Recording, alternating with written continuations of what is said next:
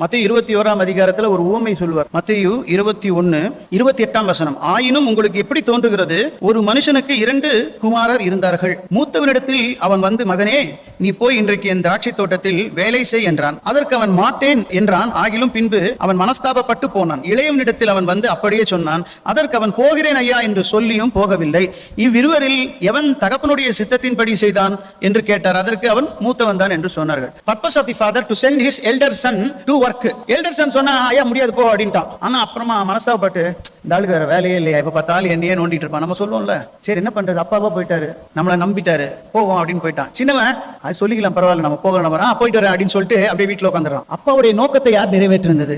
மூத்தவன் தான் நிறைவேற்றான். இந்த மூத்தவன் போய் கேட்டு பாருங்க, no no no, I don't wish to go there, எனக்கு அங்க போகவே பிடிக்கலப்பா, பட் என்ன பண்றது, இந்த லைஃப்ல இவர் தான் எனக்கு ஃபாதர், ஆனால் நான் சொல்றதை கேட்டானோ, அவர் நோக்கத்தை நான் நிறைவேற்றி தான் ஆனோம். Because I love him, I love him.